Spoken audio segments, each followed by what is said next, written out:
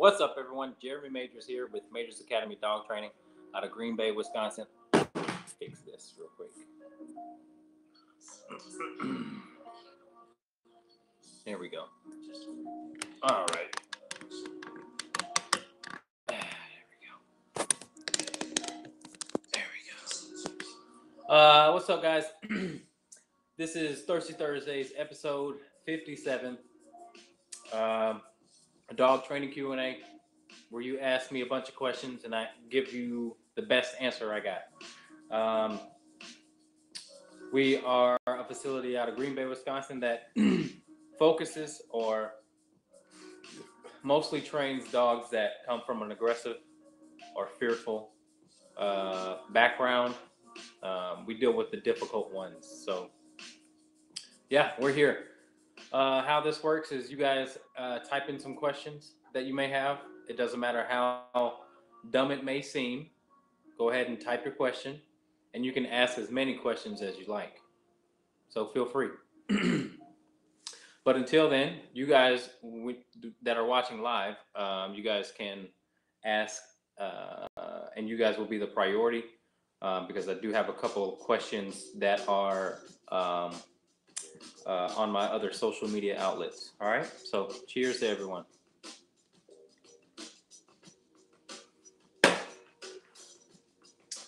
Okay, first question. Actually, my first thing I was going to do is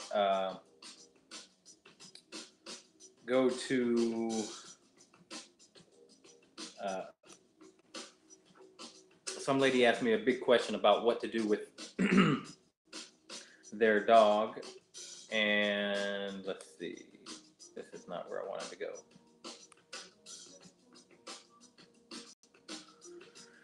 And introducing dogs to other animals. So I'm going to try and get there. Let's see. How would I get there?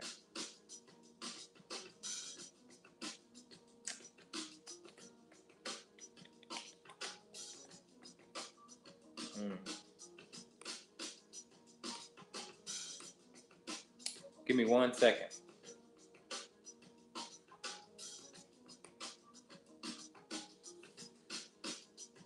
All right, here we go.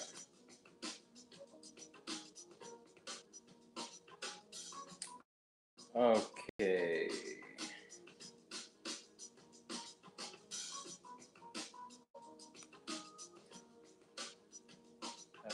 Done. Here it is. All right. So basically, let's see. All right, so dog is aggressive on leash. The dog is aggressive towards or fearful of men. Very aggressive towards other animals and has gone after dogs and cats. Has caused an injury on one occasion that we know about. All right. Pulls and barks and growls at dogs and people alike when we're walking. All right. So, real quick, what you have to do is when you're introducing dogs to other animals, whether it be a cat. I've had another call this week about a pit bull being very aggressive towards a cat. Actually, two. And it's basically the same way you go about introducing the dog to anything that is fearful. It's fearful over. So people, dogs, cats, cows, horses, sheep, no matter what it may be, my approach is going to be the same way. All right. And it's a simple one in concept, but it's going to take effort from you in order to ensure a smooth transition.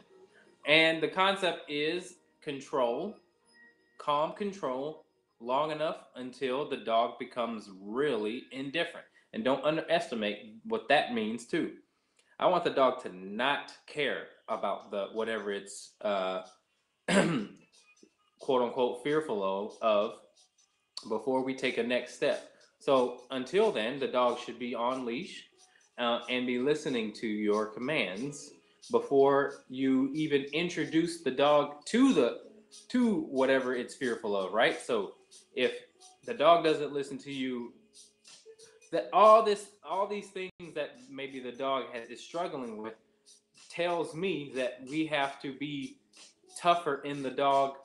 So I think I mentioned this last time, but we always have, if people always call me and say 90% of the time my dog's good and the other 10% the dog's bad. Well, it's probably because that 10% is the only time you really want the dog to actually do something for you, or but the other 90% is what needs to be improved, and that 10% will go down and down and down. So so that's a very general statement, but so that's sort of the general side of it. Now, again, when you're introducing your dog to people, animals, whatever it may be, our goal is to be indifferent, not to be excited about it. People think dogs are fine when people walk through the door and the dog gets really excited. Uh, Sometimes okay, but sometimes not. What's up? How you doing, Lise? Long time no see. Um, some people think that dogs are fine when they are very hyper when people walk in, but you know, that's playing with fire for most dogs, for some dogs, and so what you want to build the dog, you want to have a dog that starts to just say, "Oh, there's another person," you know, just kind of calm when people and or dogs are around animals or anything like that. But all of that can come through your control, depending on the temperament. It may take a little longer based on the dog's temperament, but that 90% that you describe when the dog is acting good is actually when you need to be tougher on the dog, not the 10%. Can't just be tougher 10% of the time and expect change, because you have to be tough the majority of the time, and the 10% you don't have to be tough on.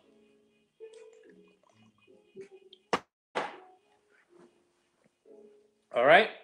Hope that helps a little bit. Overall, I think you're still going to need some training, because you'll have to learn how to get that sort of confidence from your dog to you, and that takes some learning. So there you go.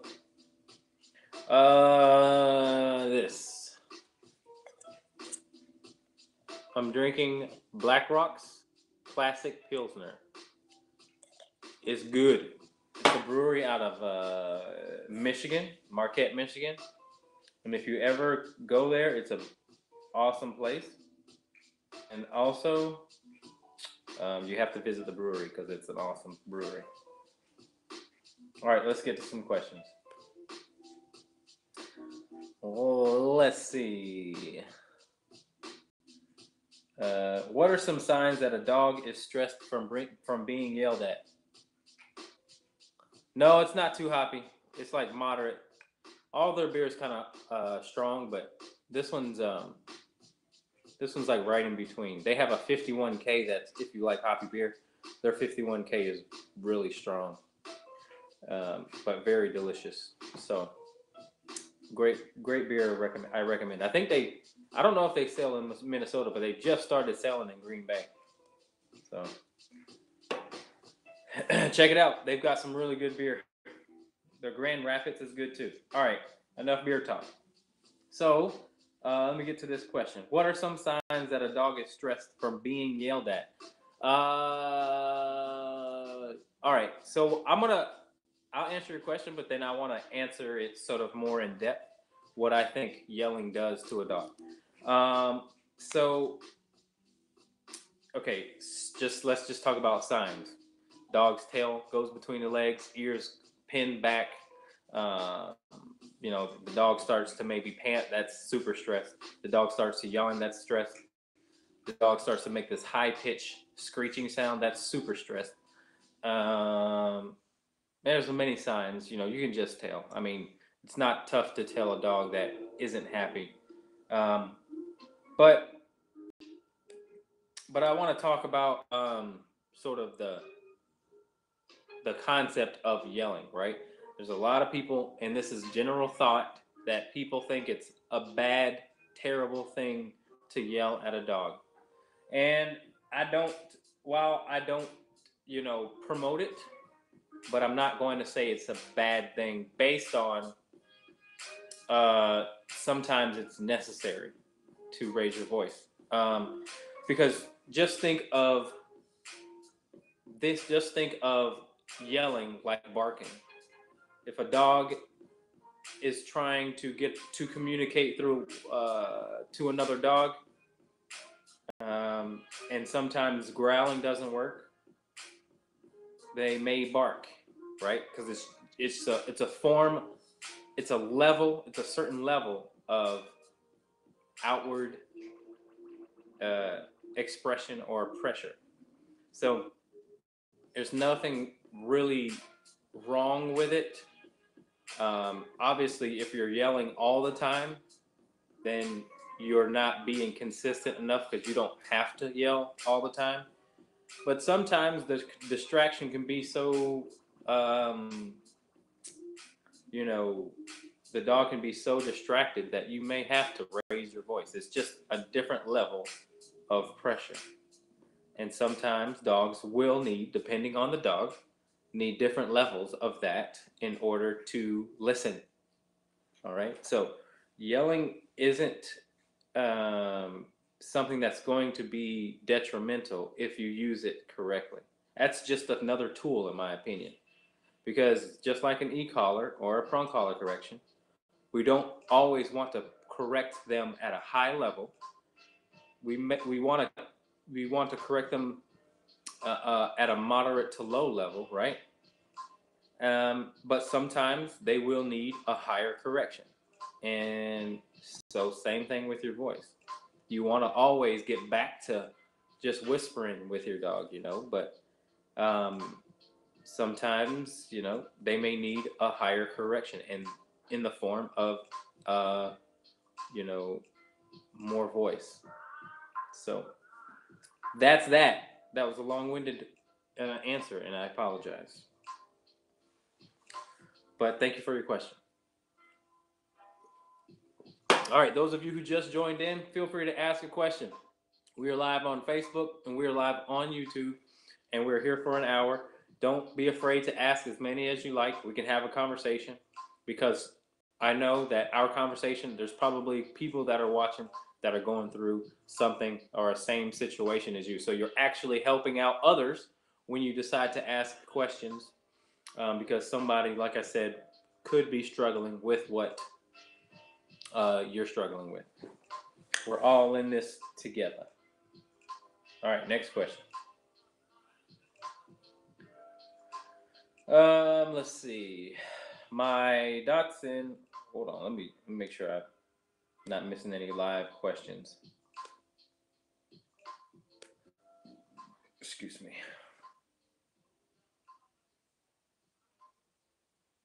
Sometimes Facebook doesn't show me. Oh, wait a minute. I've got 5 things. Oh, it's all from Lisa. Okay. All right. So, never mind. Let's get back to the other question. All right. My Dotson likes to bark when someone's at the door. I live in a secluded area, and it's his job to let me know when someone's at my house. He calms down when I respond and tell him it's okay.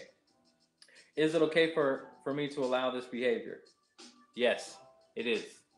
That's a job. That's a dog doing his job, and as long as you can control it, we're good to go. My dog did that just this morning. My stepfather, my father-in-law came over, rang the doorbell. My dog went "Roo!" one time, and I looked to go see who it was, and it was him. And then that was it. I told my dog to be quiet. So, yeah, it's good. I think people, just need to control it, right? But that's a whole nother answer too. I think that's a whole nother control issue as well. All right, thank you for your question. Okay, my dog barks like crazy at the neighbor dog every time he sees it outside. Is there a way to stop this? he likes the neighbor dog and wants to usually go outside and play with it. Yeah, it is. There's a way to stop the dog from barking at the neighbor dog. Yeah. You just have to tell the dog to stop when it starts to bark. And you can do that by spending more time with the dog outside and correcting the behavior. Now, if the dog doesn't take your voice, your word for it by saying, which means if you say quiet and the dog continues to bark, then you'll have to add a tool. You can do this. You can add a long line on the dog, or you can have a squirt bottle, or you can have a pet commits or a doggy don't. But either way, if your dog doesn't take your word for it, which most of them don't, without any training, then just add a tool. An e-collar would help with that as well. But so that's a tough one though, especially if he's just wanting to play. But you should still be able to sort of moderate when the barking becomes sort of nuisance. Always correct nuisance barking, I would say. Thank you for your question. Does the ear? Sorry, another question. Does the ear position go off of leash as well? Does the ear position go off leash as well? Oh, okay, I got what you're saying. My female is a jealous dog, and every so often goes after my male dog. That almost always draws blood. So I think you're asking about your dogs are fighting. My female dog is a jealous dog, and every so often goes after my male dog. Okay, so if you have a dog that's going after your other dog, then that means, especially in a jealous way, that means you want to start to have the ability to pet one dog at a time, because sometimes that is the exact reason why dogs get jealous, for attention. And so one of the things that we practice here with all dogs, because almost every dog that I've trained, I'll start petting one dog in the yard, and then the other training dogs will come running in for affection. And I stop that immediately because I want to get the dog comfortable with me petting one dog at a time, as opposed to thinking it can come in and get love at the same time, because that'll start a fight. So with your two dogs, if you're having a jealousy issue, be able to, when you're petting one dog, be able to shoo the other dog away. Be able to say, go lay down or go away, and pet the other dog, and then vice versa, pet the other dog. The other dog should kind of leave him alone. You know what I'm saying? So that sort of creates just a boundary and an understanding that you can pet one dog at a time without the other getting nasty, because that's just bull crap. Dogs shouldn't be fighting over attention like that. Kids do the same thing. Okay, Jeremy, you do rescue seminars, I understand. What topics do you cover? Got a question live. Sorry, I'll go back to the next question. All live questions are going to be answered and as the priority, all right? Okay.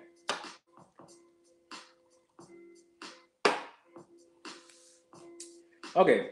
Jack's like to herd the cats into the basement. He's good when we correct him and are around, but we'll catch him cornering them or holding them to the floor when we are in another room. He also likes to clean one of them, and they hate it. His anxiety increases when they are in the room with us. He will lay down, but he whines very quietly when they are in our laps. Oh, Jack.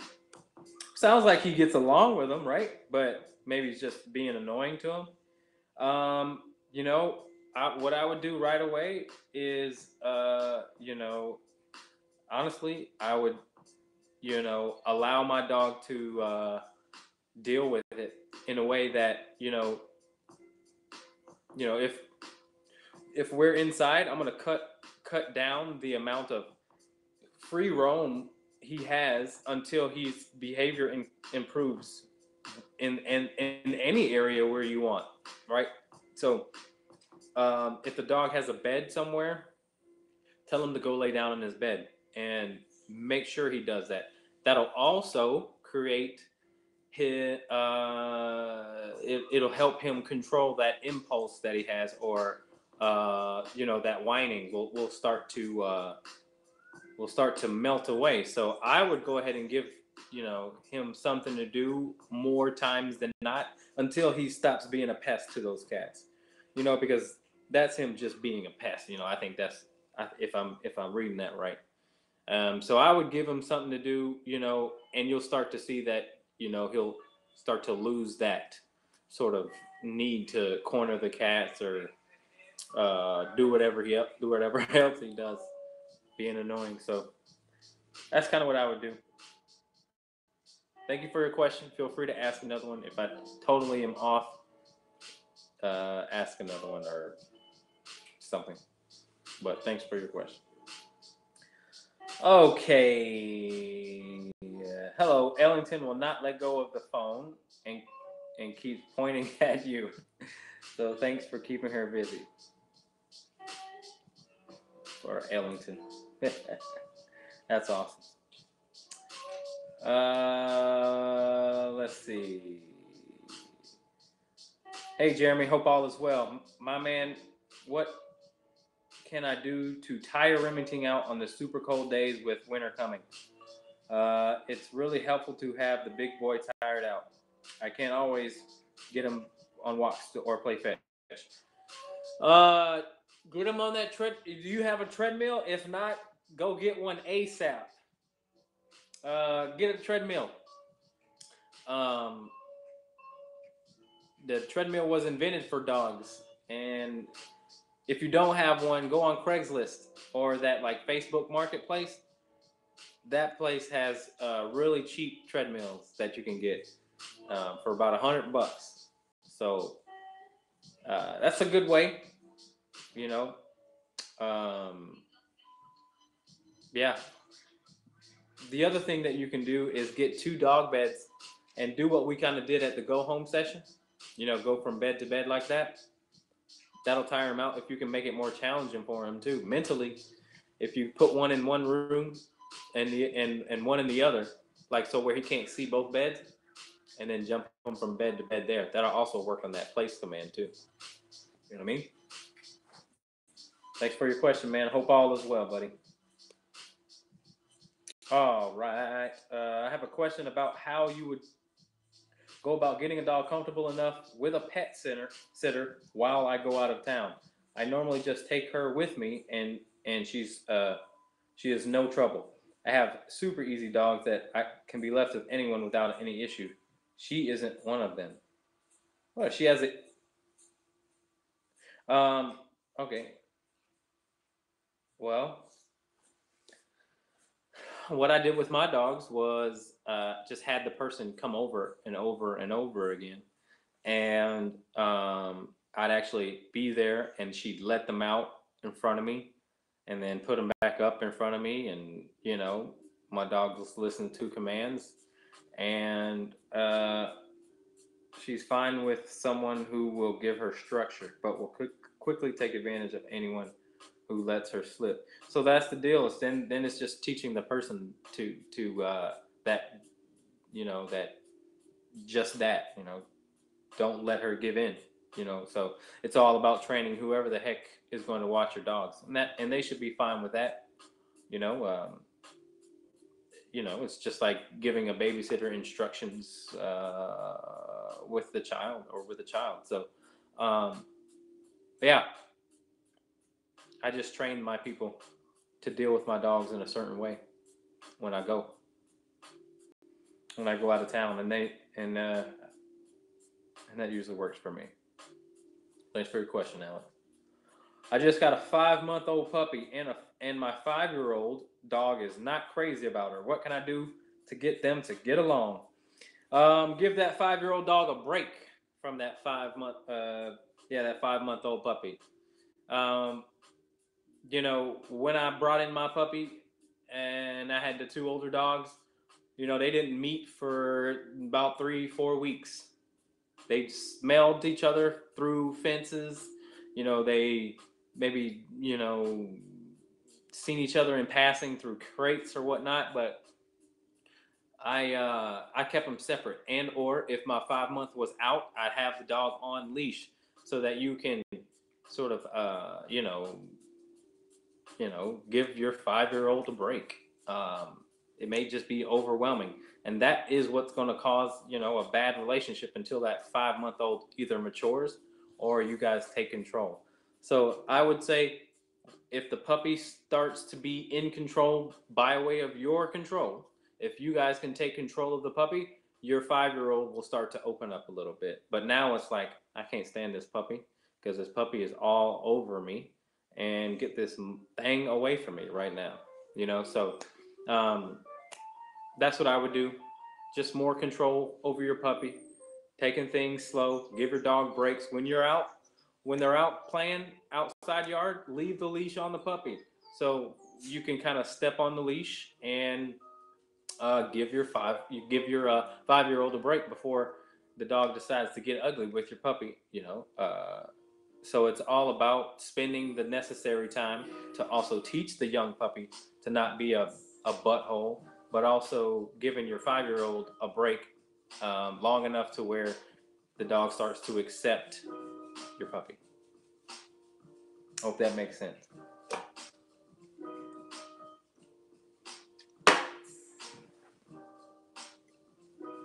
All right. Thanks for your question. Feel free to ask another one. Okay. Back to the question on social media. People want to know what topics I cover in a seminar. That's sort of a longer question, or a longer answer, but I'll briefly go over it. So, short answer: it depends. Depends on the crowd. It depends on how experienced the people are. Obviously, I'm not going to go over the same things for the same rescue over and over again. But if it was my first time putting on a seminar for a rescue, what I'm going to make sure is everyone knows the basics. The basics is where it should start and stay for a long time. So I think I want to make sure people know how to use all these various tools and what situations to use them. For example, how to walk a dog on a prong collar, how to fit a prong collar, how to sit, how to down, crate protocol. Crate. People think crate training is just if the dog doesn't pee or poop in the house, and that's just not right. That's not it. There's much more that goes involved in crate training. One of them is keeping the dog quiet in the crate. That's crate training. If your dog is loud in the crate, it's not crate trained. If the dog jumps out when you open the door, that's not crate trained. So we'll go into depth on crate training,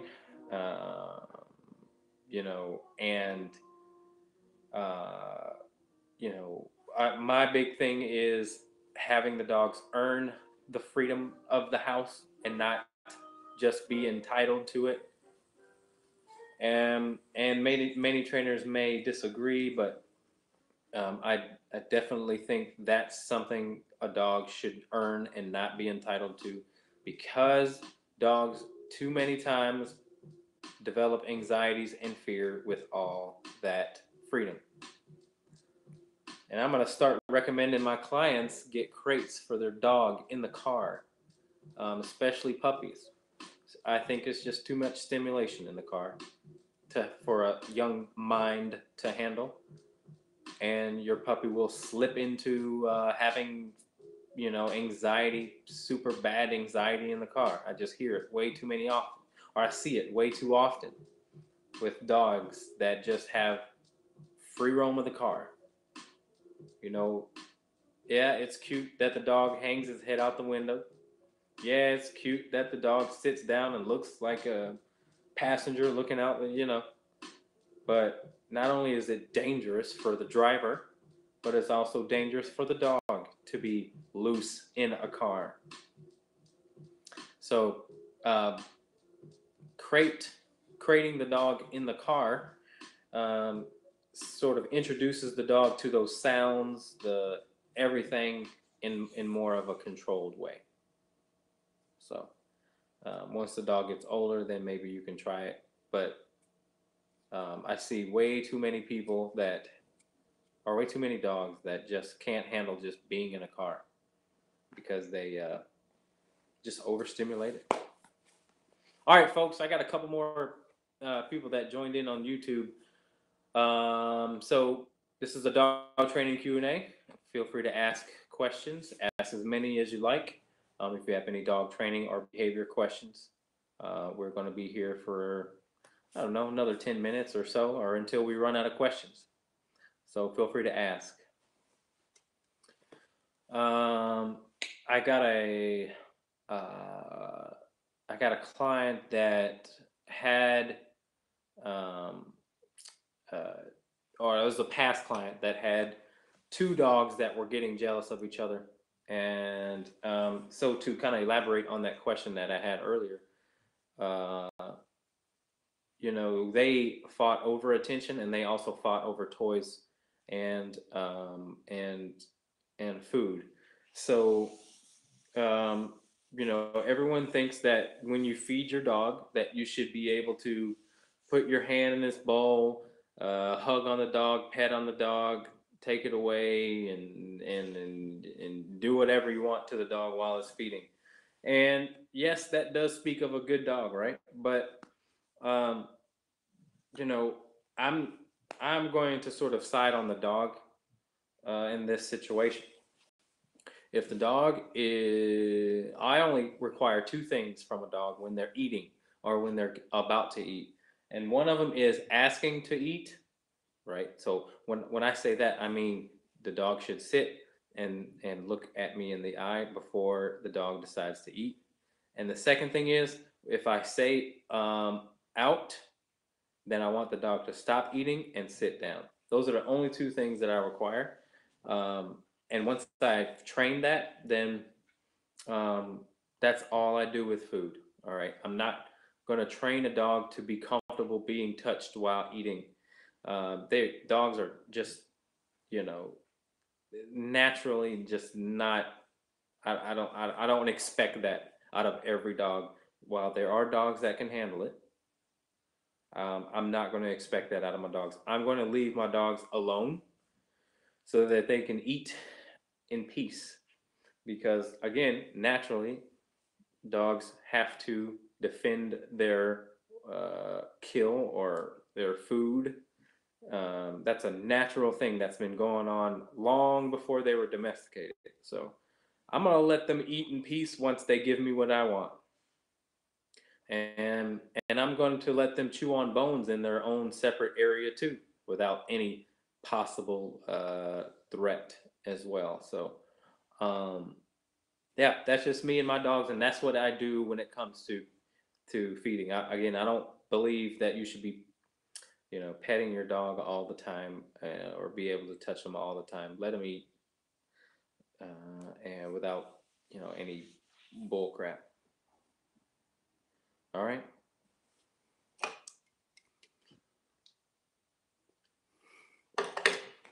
Oh, I had a question about how to train a dog not to be e-collar smart, which means what e-collar is an electric collar. And sometimes some people, some dog clients come to me and their dog is, when they put the e-collar on, the dog is a different dog. And so I get a lot of questions on how to avoid that. How do I get my dog to not, you know, act good only when the e-collar is on? And that just tells you that you're too reliant, right? You're too reliant on the tool. The tool is a secondary um, thing that should be used. Your voice, your body language is the first thing that you should use to correct your dog. The tools are just aid that. The tools just layer that. And so you want to always work away from the e-collar, but you also have to work in conjunction with the e-collar. You have to work in your voice and your body language. Um, for example, if I just have the e-collar on and I'm teaching the dog to go to its bed, I'm using my body language and I'm using my voice at the same time that I'm using the e-collar. Okay, because I've never had a dog be e-collar smart, um, other than if they get loud in the crate. But um, so again, you want to use more tools or other tools to get the same result or get the same, command or to execute the same command. You want to use other tools to mean the same thing. All of it means the same thing, which means go lay down in your bed. But in order to efficiently, not have the dog be e-collar smart, you may have to put the e-collar on. And here's another way: put the e-collar on and go play ball. Don't just put the e-collar on to just discipline the dog. You know, have fun with the dog. The dog just having the e-collar on. Go on walks and put the e-collar on. And it's not being in use. So dog doesn't just associate when it has the e-collar on. It's discipline time. Um, so that's the other thing. E-collars shouldn't be just tools to just discipline dogs either. They should be used to just communicate, right? And so that's how you'll get a dog to realize that this is just a tool that we're using to communicate, and it's not. And if you listen to my voice, there will be none of that. But so that's the other thing too. I think people are missing is that you also have to give the dog a chance to have it on, to listen to your voice before it's being used.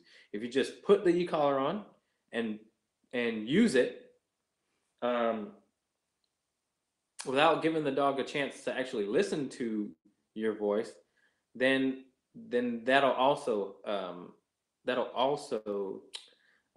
help the dog build a negative association. So, for example, when I'm e-collar conditioning the dog to go in a down with the e-collar, sometimes it can make them, sort of weirded out when they feel that sensation right away.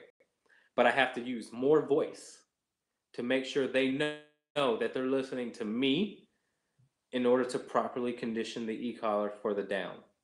So this means down. So when I say down, I'll say down. And then if they don't listen, then I'm going to repeat and press the button. Down. Okay.